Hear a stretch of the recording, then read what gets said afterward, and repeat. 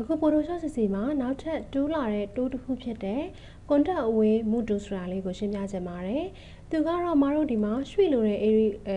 ဒီပုံထဲမှာရှိနေတဲ့ရွှေ့လိုတဲ့ပုံလေးပေါ်မှာ area လေးပေါ်မှာ mouse နဲ့ဖိပြီးတော့ဆက်လက်ပေးလိုက်ပါ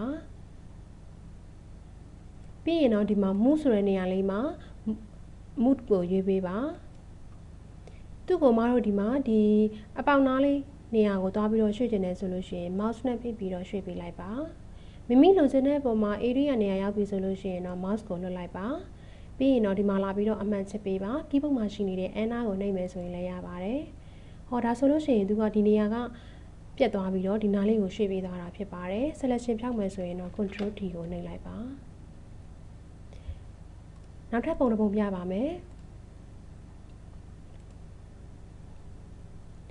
ဒီ image ထဲမှာရှိနေတဲ့မိမိရွှေ့လိုချင်တဲ့ area လေးကိုဆက်လက်ပေးလိုက်ပါ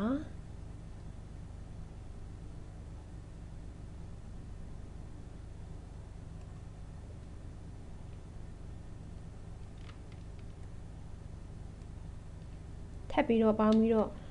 selection လုပ်ဖို့အတွက်ဆိုလို့ရှိရင်တော့ shift နဲ့ဖိပြီးတော့သုံးပါတယ်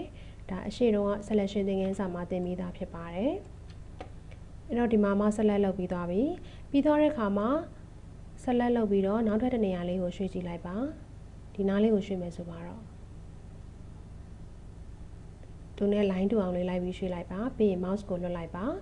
mouse ကိုလွှတ်ပြီးသွားတဲ့အခါမှာဒီမှာလာပြီးတော့အမှန်ချစ်ရပါအောင်မယ်တစ်ချက်နှိပ်လိုက်မယ်ဆိုလို့ရှိရင်သူကဒီမှာမတို့ selection ပေးထားတဲ့နေရာလေးကနေပြီးတော့အခုရွှေ့လိုက်တဲ့ area လေးကိုရွှေ့သွားမှာဖြစ်ပါတယ်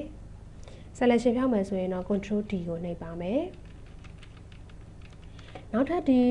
contact away scale contact away mood ထဲမှာနောက်တစ်ခုဖြစ်တဲ့ဒီ mood မှာလာပြီးတော့မတို့ extract ဆိုတာလေးကိုတစ်ချက်နှိပ်လိုက်ပါ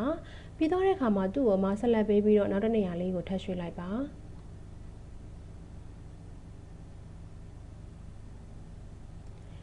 ပြီးရင်ဒီမှာလာပြီးတော့အမှန်ချလိုက်ပါမယ်သူကကြတော့မူရင်း area ကလည်းကြံခဲ့မယ်အခုရွှေ့လိုက်တဲ့နေရာပေါ်မှာလည်းထပ်ပြီးတော့ copy ပွားသွားတာဖြစ်ပါတယ်အခုဒီကောင်လေးကိုရွှေ့မယ်ဆိုလည်းဒီလိုပါပဲအမတို့ရွှေ့မဲ့ area လေးကိုဆက်လက်ပေးလိုက်ပါပြီးသွားတဲ့အခါမှာ mouse နဲ့ဖိပြီးတော့နောက်ထပ်တစ်နေရာလေးကိုရွှေ့လိုက်မယ်ဆိုလို့ရှိရင်အမှန်ချက်လိုက်မယ်ဆိုရင်သူက copy ပွားပြီးတော့ရွှေ့ပေးသွားတာဖြစ်ပါတယ်ဒီမူရင်းနေရာကဖြတ်တောက်ပြီးနောက်တစ်နေရာကိုရွှေ့မယ်ဆိုရင်တော့ mood မှာ mood ဆိုတာလေးကိုရွေးချယ်ထားဖို့လိုပါတယ်တကယ်လို့ mood မဟုတ်ပဲဒီ extend ဆိုတာလေးကိုရွေးချယ်ထားမယ်ဆိုရင်တော့ထပ်ပြီး copy ကူးပြီးတော့ရွှေ့သွားတာဖြစ်ပါတယ်